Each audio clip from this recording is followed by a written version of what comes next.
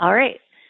Good morning, everyone. This is Allie Powell from the Women in Sales podcast, and I want to introduce you to our guest today, Monica Stewart from RedIQ. She's the director of sales there. So, Monica, nice to have you here on the show. Good morning, Allie. Thanks for having me. Awesome. So, what we're going to do today with Monica, we're just going to kind of have a real conversation here about why she cares about being in sales, why Monica is in sales, how we can help other women, get into roles like hers. She is a VP of sales, which is really cool to have someone at that level kind of talking to us. So Monica, why don't you just tell us a little bit about your role and how you got there and what you're up to now? Sure, absolutely. So I run the sales and customer service, so basically the client-facing organization at RedIQ. We are a real estate tech startup, specifically serving the institutional commercial market. It's actually a new role for me, and it's funny because when I was first speaking with them, my initial thought was, I don't want to do this. This probably isn't the right thing for me. You guys don't want me. I don't know anything about commercial real estate. I don't want to know anything about commercial real estate. You'll find someone else. Yeah. Okay. Yep. And when I started to look at it more, I realized that actually, what the company was doing was super interesting. And as an organization, they needed the skills that I had. And it's certainly one of the best decisions that I've ever made. We're growing really fast. The team is growing really fast.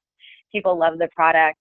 So it's an exciting place to be. And it's an interesting challenge for me because I think more than any other role that I've had, really allows me to do the thing that I've found that I'm best at in sales, which is help a company figure out what they have that's really valuable and then teach the entire organization how to sell it. And that's really fun, beyond just building out a sales process and hiring a team. Cool. So one of the things you said there, I think is really interesting and will be interesting to the listeners here, is that you felt like, oh, this is not right for me, or so tell me about that. Like what happened? Because before this you were at Trello, right? And then before that, Panjiva. Mm-hmm. So maybe just talk a little bit about how you got to like this job, actually, because that's important to people, is like, how do you actually go from being, an account executive or working your way up in sales? So if you could talk a little bit about that process and like, the roles that you were in and the things that you learned over the years that led you to this director of sales role at RedIQ, that would be really helpful. Yeah, absolutely. So I guess starting out at the very beginning, I initially started working in sales because I thought that it was the most practical decision for me, frankly. When I was coming out of college, I wanted to do something that I was passionate about. I wanted to work in fashion or potentially nonprofits. I thought I wanted to do nonprofit fundraising. I wanted to have a job that would fulfill me on a personal level and on a creative level. And I think a lot of people feel that way. I know a lot of people that I know still, it's something that I still struggle with as well. So I started to look around and see what was available in the market. And I think I read somewhere that 90% or some crazy high percentage of maybe it was 80% people that work in fashion make less than $50,000 a year. Of course, this was a couple years ago, but I was like, whoa, that's not going to work. So I decided. No, it's so true. I feel like a lot of my girlfriends after college, like they all, moved to New York and got fashion jobs, and I was always jealous of, wow, these girls are getting like free Chanel bags and having the like dream life. But then, cool parties and yeah, I totally know what you're talking about. Okay. Right, but then that Chanel bag might be like their version of their bonus for the year. Yep. You can't invest a Chanel bag, even though they call it an investment piece. Totally, I love it. Okay. Right. So I was like, well, that's not going to work. I wanted to be able to have enough money to enjoy the things that I love, not just, be around them. So I love that. Yeah. And I talked to a couple of people, and they kind of confirmed that this was probably a good idea. So I started looking around at sales jobs. And, also as a girl coming out of school, most of the recruiters that I was talking to were advising me to basically go be an executive assistant somewhere and then try to work my way up in that industry. Yeah. And I was like, no, I don't really want to do that. So interesting. What year did you graduate? Just curious to. I mean, not that long ago. I know this sounds like it's Mad Men or something. I graduated in 2005. Yeah. Yeah. Okay. So I was 2006. Wait. Maybe it's 2006. Yeah, something like that. Something like that. So are you 33, 32? I'm 32. Yeah, perfect. Okay, so we're the same age. So we graduated around the same time. And I totally remember that too, is thinking, why is everyone telling me to go be nothing wrong with being an executive assistant first off, but like, why was that the only choice that we had, or that were people that thought just like, oh, that's how you start your career? Well, it's not, it shouldn't. Yeah. So what happened from there? Like, how did you first get into a sales role? So I interviewed at a company. I think I probably found the ad on Craigslist or something like that, because that was still something that you did in those days. And it was right. There were tons of job postings. And I wonder if people still find jobs that way. Like, I don't think. Well, obviously, like I think there's certain jobs, but certain jobs. Yeah. I don't know. I actually haven't looked in years. So, so it was a company that produces institutional investment education conferences, and I got really lucky. I was working with a guy who had been with the company since the beginning, and he had started his own division within the company, which was producing alternative investment education events focused on large European institutional investors. So basically our clients were, massive sovereign wealth funds and pension funds, all in Europe, who had a significant exposure to any non-equity, non-debt asset class. And at that time, this was pre-financial crisis. So people were investing in all kinds of crazy stuff. Distressed debt hedge funds, all kinds of securities. That's crazy. I worked in private wealth management right after college too. So that's kind of where I started learning about like what it means to be on a team that's selling something. Right. And how did you find selling in that industry? What was the environment like?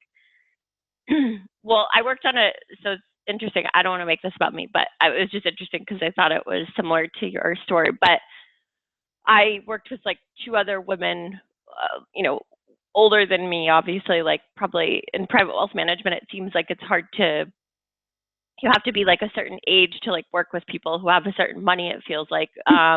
Yeah.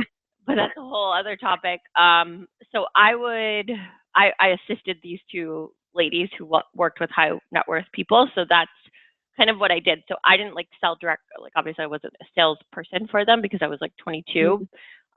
Right. But I worked with them and I learned what it was like to, work with clients, work with CEOs, work with like anyone of any level. And that's what, led me to finally make a move into sales myself. And, and now I just don't care about like who I'm talking to. And I think that's what led me to feel like this. Because I have no, like if you're famous, if you're a CEO, if you're, have a dollar, you have $10 million, like I don't really care. I care about, helping and trying to figure out like what I can help that person with and if we can do it. Right.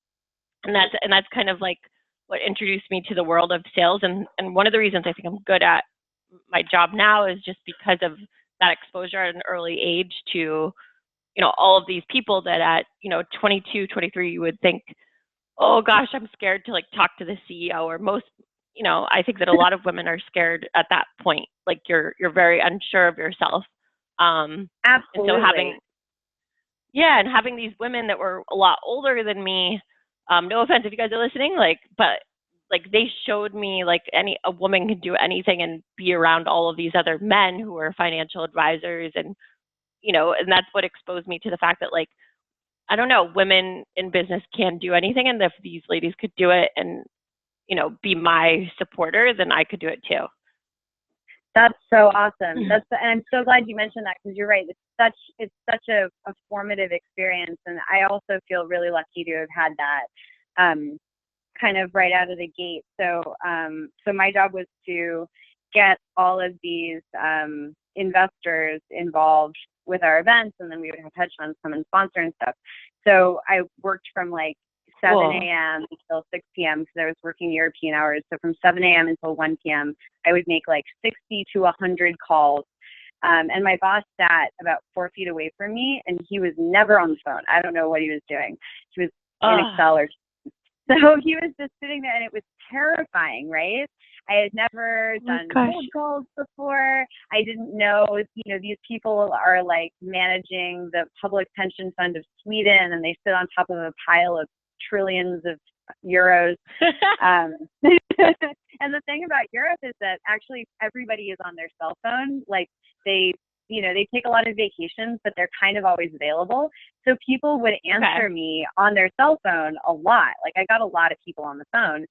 Once I got getting gatekeepers. Yeah. And they'd be like, oh no, it's fine. I'm just, on the beach in Malta with my family, but I have 5 minutes. What's up? So it was like, that's really, wow. That's so different than the US. It's like when you call through, it's like, nope, they're not here. Goodbye. Oh, totally. Yeah. It's like, I don't even know why we have phones. And then later on, I ended up actually selling to people who didn't have phones because I was selling to developers, but that's a whole other story. So I think, one of the things that stayed with me, and I'm so glad that you told that story, is so the 6 weeks into working there, my boss, Jared, was like, hey, you're doing a really good job. Basically, I think he had decided that, he was going to keep me. So he's like, okay, you're going to come to your first event. We're doing a conference in Portugal. It's in 2 weeks and you're going to go. And I was like, okay, wow, cool. That's amazing. Yeah, I was so excited. It was like my first international work trip and everything. So we go and hold on. And something you said there is, I think, important to the women listening to this is like, you were like, wow, you're going to keep me. Well, that's an interesting feeling, like being a young woman out of college in your first role. Like, did you feel like you had to prove yourself? Like, I mean, making those 60 to 100 dials right in front of him is super scary. I agree. Like at any age, I think that's nerve-wracking. Yeah. Talk about that a little bit. Like, well, I think that, with any entry level hire, you would, like, you're not really sure if they're going to work out. They might not. Like, they seem good, but they don't have work experience.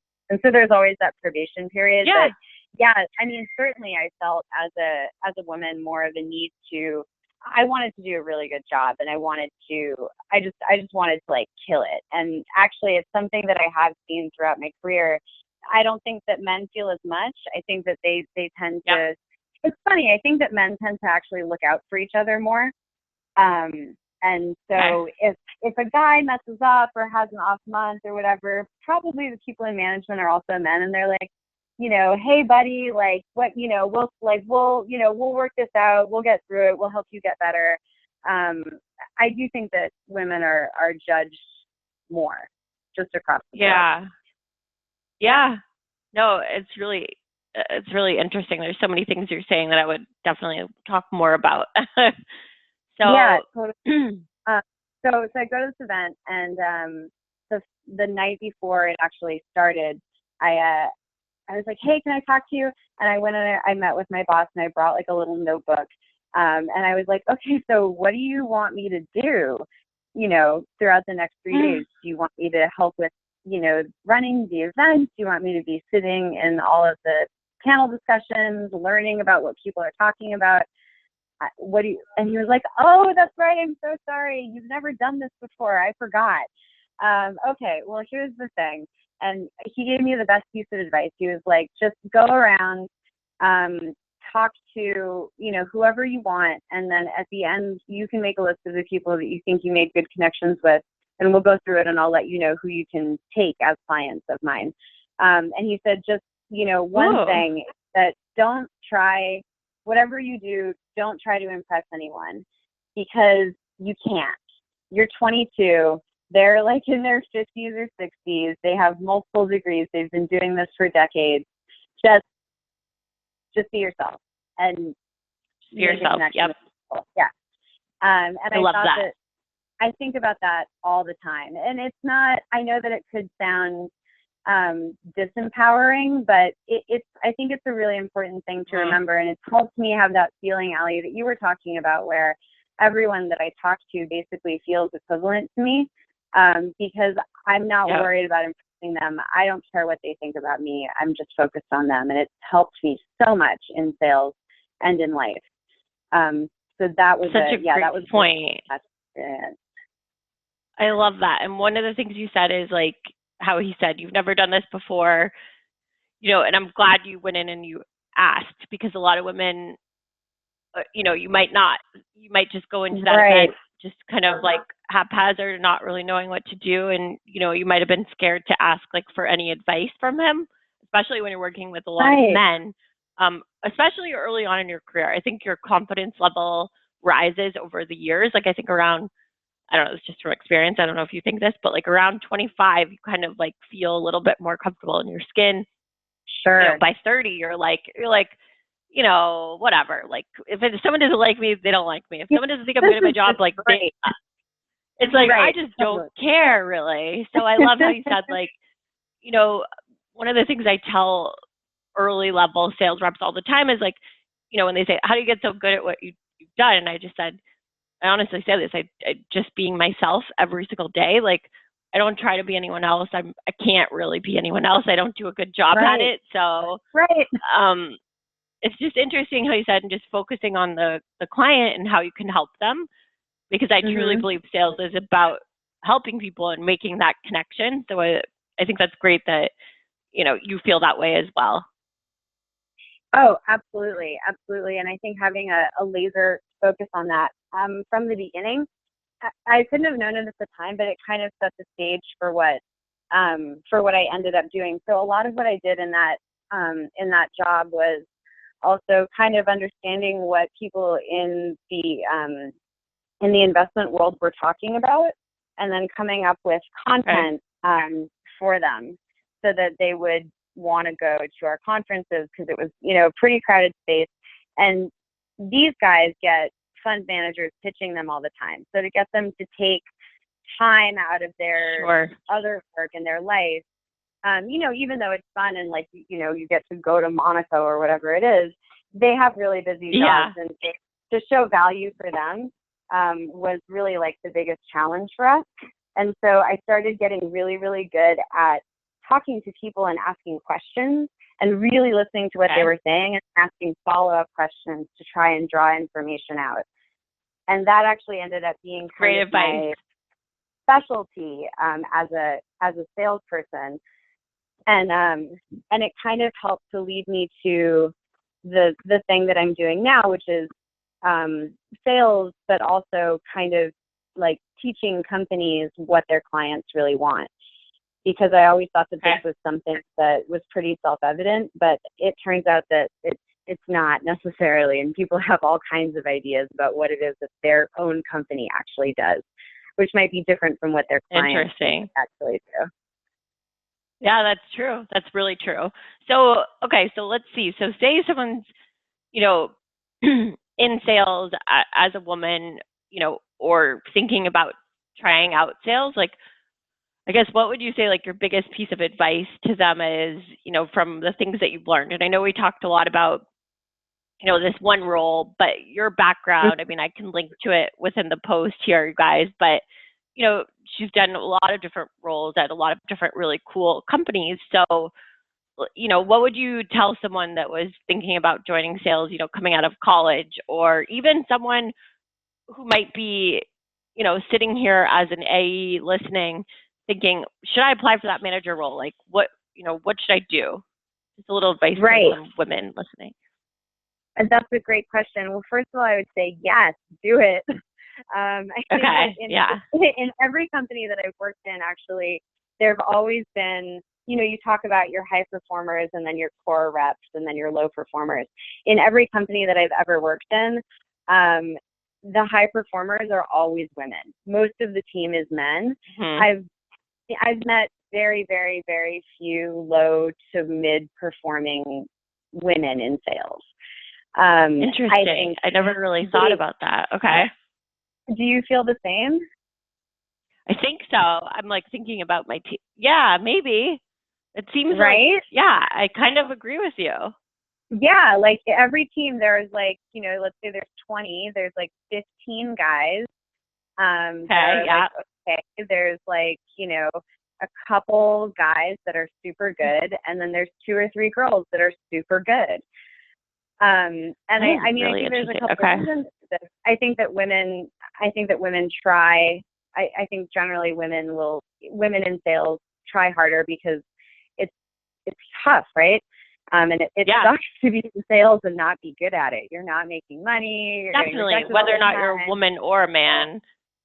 Right. I think that men are a little bit more somehow immune to that. I'm not sure why. I agree. And then I think that I guess men don't take it personally if they fail. They're just like, oh, it's okay. Things happen. Like I'll do better next time. Right. Yeah. Meanwhile, I like go home crying or something. Totally. I'm like, oh my God, what's going to happen with my life? And I also think I'm never going to sell a deal again. Like I'm never going to sell a deal again. I'm a failure. Right. Everyone in the company is wondering why I'm here. This is just terrible. So men seem to give themselves a lot more leeway, and maybe that's why. I've also noticed that one thing I've learned as a woman working in sales is that I really believe that women are uniquely positioned and uniquely qualified to get shit done.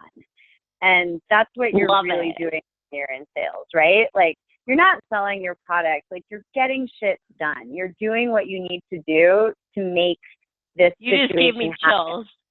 That's so true. I mean, you're here to do a job and to but if someone, and you know what, also like to get shit done means maybe they're not a good fit, but let's move on and go get someone who is a good fit, Right. That's really cool. Or we need to have a hard conversation about where our product is and then decide if we want to make the investment now or not. Or I need to go above this person's head and start finding the people in the organization that won't block this project, or, whatever it is. And when you look around, I think that we can all right now probably think of 5 examples of women that we know who get shit done, whether it's our mom or the person who runs the office, or a badass boss that we worked for. I just think that women are really, really good at that. And it's certainly something that helps you get ahead in sales, right? And I think once you start testing that ability in yourself, and you see it work, it's kind of like a gateway drug, and you never go back. You're like, well, wait a minute, like I got that done. What else can I get done? Oh, I love it. Yeah, because don't you feel like somehow sales, I don't do drugs, but like, you get like addicted to that feeling. Like I personally get so happy when someone tells me like, yes, we want to use HubSpot and like we're choosing you over everyone else. Like that moment is the happiest moment for me. It's not anything else. It's like the paycheck is awesome and we should talk about pay and stuff, but like it's really the fact that like you've helped someone figure out that like, yes, your product and services were the best thing for their needs. And I think that that's really, that's a hard thing to do. So it's so exciting once you finally get it. Yeah, it is. It's so exciting. And it's one of the things that, it's like kind of zooming out and looking at the position of women in the world, even in this country. Yep. There are so many things that you don't have a lot of choice over. And I think especially for young women, it can be hard to find your footing with that. There are so many things that we want to do and so many opportunities that we want to have. But so much of what we get told in society, especially when we're young, is that you have to wait. You have to wait to work your way up. You have to wait to prove yourself. Okay. You have to wait for the guy to text you back. You have to wait for all of these things. Oh, and to put yourself so glad you brought this up. Yeah, like where you can come into work every day and you get to decide what your destiny is and you get to decide what your wins are going to be that day is just awesome. Well, I mean, we could end the podcast with a mic drop right there. I wish I had some sound effects, but seriously, I mean, I think any woman who is in sales would think the same thing, is that, and even when people describe to you, like, you know, when someone says, well, like, why are you in sales, or what is the point of being in sales? I mean, I was so sick of people telling me, like, when I worked right after college, when I worked in private wealth management, it was like, oh, but you can't be that level until you're like at least 30. And I would be like, right, what is that? Wow. I'm like, what are you talking about? Why? I've always been the person who's like, why do I have to do that? Why is it done that way? Why are you telling me to come in at 8 when I could come in at 9? Like, why? Like, I don't understand. Like, if something doesn't make sense to me, I've always questioned it. And that was like early on in my career when someone told me, you know, you actually can't do that job until you're like 30. I just was like, what? But why? So that's, yeah. So I was like, screw this. I'm out of here. So that's when I started looking into startups and like found my way to HubSpot actually. But yeah, I'm just so glad you brought that up, is that there are roles where you can be younger. Age shouldn't matter. And I think that, you know, you work hard and you decide what you want to work on. You can find those companies. And I would say, I mean, I don't know if you feel this way, and I would like to hear your thoughts, but like tech is such a good place, tech, software, whatever you want to call it, like it's such a good place for women who want to work their way up on their own merits. I just thought any corporate company or any like big company I ever worked for, you know, really I just was always told like, that's the way you do it. This is how you do it. So, and I just really don't like that. And I found that, yeah, and it's like, why? Like if you're doing the right things and you could be that role at that moment, like no one should tell you that you can't do it because of your age. No one should tell you can't do it because you haven't had enough experience. Like if you can get the job, you can get the job. Right. And if you can get the sale and you can get those numbers, that's what you're doing. I agree with you. I think tech has been amazing for that. And I know that there are other issues with women in the tech industry overall, which I think are really serious. Right. And I think we're probably only now just starting to address, and it's good.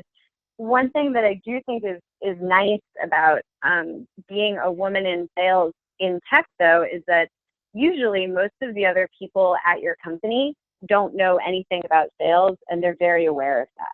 So it's not like in other industries where someone is involved in sales conversations just because they're a managing director, and they don't necessarily know anything about it. People will kind of defer to you because they know that their specialty is product or they're engineers, and they don't do sales. They don't want to do sales. They want to leave it to you. And it's a very I get what you mean. Like when you're early on and it's all the engineers that like built the company or something, right? Right. Yeah. They'll usually listen to you because they know that it's an expertise that they don't have. And especially in smaller tech companies, being able to have metrics behind what you do, I've found has been super valuable. Like if you're successful, it's undeniable. You're bringing in clients, you're bringing in money, you're achieving your goals. It's hard to That's a really good point. Not get people to agree with you if you're doing well. And especially because tech people and engineers in general, I mean, their whole philosophy on life and the way they think is very data and analytics. So like, if you know, it's kind of hard to say like, actually I am doing well because you can see my numbers right here. So it's a very good point. It's not like with other, maybe like a big corporation where you have to go from, you know, this position to that position to that position to get to some position. You know, you don't really have that in a small startup. You just kind of prove yourself and kind of build those positions as you go. Yeah. Yep. Exactly. So in that sense, I think it's a great thing for women to get into, even if it's something that you're intimidated by initially. Like, the products are not that hard to learn. I would recommend for anybody to get into it. I love it. So unfortunately, I wish I could talk to you for probably days and days, but so as we like kind of come up on the half hour here, I guess, is there anything else you want to talk to the women listening to this about? I mean, I could obviously ask you a lot of questions, but this is your time to shine, your story as like why you work in sales and how you got to where you are, and any message you want women working in sales or women who might, want to work in sales in the future. What would you say to them, or what thoughts do you have on anything? We'd love to hear them. I guess I would say for women that are thinking about getting into sales, or who are just getting into it now and looking at their career path, I would say, look at the bigger picture. It's not always an easy job. You have bad days. Clients are rude to you. Sometimes you don't get the deal that you wanted. One of the things that I didn't really understand until a couple years into my career is that being in sales actually was the best way for me to develop my skills as a leader, which can take me into any job. So, people say that working in sales is a good way to get into leadership and upper management. A lot of sales leaders end up becoming CEOs. And usually that's because, you're bringing in so much revenue, and so you're important to the company. I think it's a really good path for women because, as we just discussed, it's pretty clear and it's pretty easy to prove your power if you're successful, but also along your value, the way, yeah. And your value, yeah, totally. It's like you can't, nobody can take that away from you. And I think along the way, the things that made me really good at sales and helped me to get where I am, which are listening, being able to understand what people's real motivations are, not just what they're telling me, understanding how a company works that I'm trying to sell to, understanding how decisions get made, where it's dysfunctional, what their needs are, what their priorities are actually the things that have enabled me to be a really strong leader today and provide value to my companies in other ways. So now I find myself using these skills as much internally as externally. That's wonderful. And I think that's a great message for women here, is that, sales, I think, is a role that as you kind of grow with it, you'll become a better leader. And if you have maybe one day you want to be a director of sales, a VP of sales, maybe you want to be a CEO one day, or you want to start your own company, like all of the things that happen from sales, like, don't you feel like you learn these skills that will make you that asset someday to another company? And I think that's a great point, and I'm so happy you brought that up. Yeah, 100%. It's, at the end of the day, it's, and I also feel like I could just talk to you forever, and not to get too much into another conversation, but when we look at where sales is going, a lot of organizations are really focused on these like hyper growth, scalable, really metrics focused structures. But if you look at what is really, like, if you look at what's really driving value, and also which part of our sales jobs will not be eventually replaced by technology, it's really being able to connect on a human level, right? So to the extent that you can develop that, it'll be able to take you wherever you want to go. That's so true. And geez, I feel like that the podcast in itself is like technology taking over our jobs. Yeah. And it is something funny that we, like, you kind of have to say, I don't think sales is ever going to go away, but yeah, that's really interesting. So, okay. So one of the things, like, just to end this, I think would be cool is to hear, like, when you hear that you're a director of sales, like, did that take, like, when you were applying for this startup role, like, was that what the title was, or did you ask for it, or like, how did you get to go from like at past companies to becoming a director of sales? I think a lot of women probably listening to this are account executives themselves, or maybe, a manager, and they're looking for that next step that might be with a smaller scale or smaller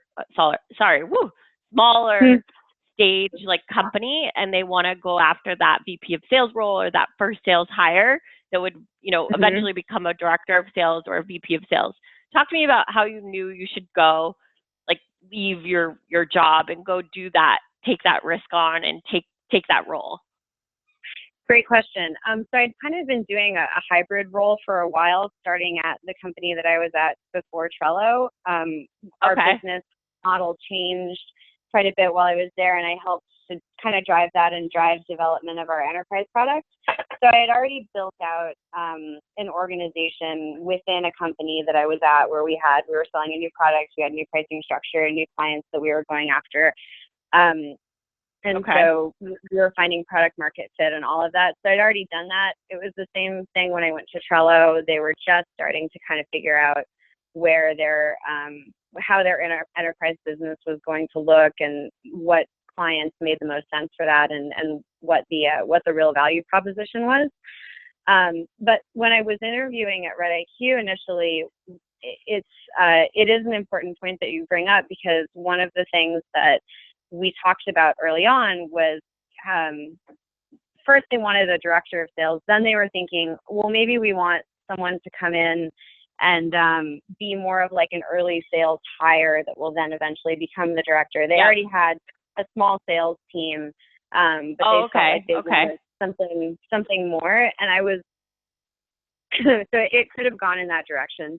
And I was really, really clear with them that the value of bringing me in and having somebody at my level, like, sure, I can sell your product all day, but you can find a lot of people to do that. You're going to get more out of me if you incentivize me to teach everybody else how to do what I can do and then hire more people to do that. It's a better use of my time. And it's a better application of me as a resource. And it took a little bit of convincing because, their investors were like, whoa, you're going to hire this senior level person. I think there's a lot of resistance to hiring people who just want to be in sales management and won't actually bring in revenue, especially for a small company. And I totally get that. But did you sell at all when you got in there? Well, probably, but yeah. Okay. Yeah, I did. And I still do a little bit because, I also want to, because I think it's really important to hear from customers firsthand how they react to the product, what their business is. So that's something. So you're probably helping your reps, right? Yes. Yeah, I also help them a lot with their deals and with their negotiations. So it was really important for me going into this that I didn't get stuck basically doing two jobs and only getting paid for one and not being able to do them both effectively. That is a wonderful way for us to end this. I am so happy that you said that. So like knowing your worth when you're there and not letting go of that and just, say, this is what I bring to the table and this is why this should be important to you, and really going after that. I think it's an amazing point, and I think you can only get to that point with experience probably too. Yeah, absolutely. It's not something that I would have felt as comfortable doing when I was younger, but at a certain point, at the beginning of this conversation, we talked about wanting to prove yourself. And I think it's also important at a certain point to be able to step back and realize that you don't need to work so hard to prove yourself anymore. You are that person and your experience is person, and people need to recognize that. Yeah, exactly. To recognize what you're worth. So I really appreciate your time. So for the ladies listening to this, or men, once again, where can they find you? Like if they want to follow you or, whatever it might be, or connect with you on some of these topics, if they have questions, would that be okay to post obviously where they can reach you maybe? Yeah, absolutely. If anybody is a member of the Modern Sales Pros group, I'm on that. You can reach me there. You can also find me on LinkedIn. Happy to connect with any of you guys. Perfect. Thank you so much for your time. And I know we're here in the second quarter, so I wish everyone, the best Q2 and best half year that they they can have. And I hope everyone Yes. has if you sell, monthly too, I hope everyone has the best month they can. And, I really appreciate you doing this towards the end of the month. I know it's hard. It's never a good time to do these types of things. So it's so helpful because we need more women talking about their roles and why they're in them to get more women feeling more comfortable with all of this. So I'm just very thankful for your time, and I hope everyone enjoys the podcast. And I appreciate your time. So really great. Yeah, so happy selling, and everyone go get that money. Yes. Thank you. All right. Take care. All right. Bye. Bye. Bye.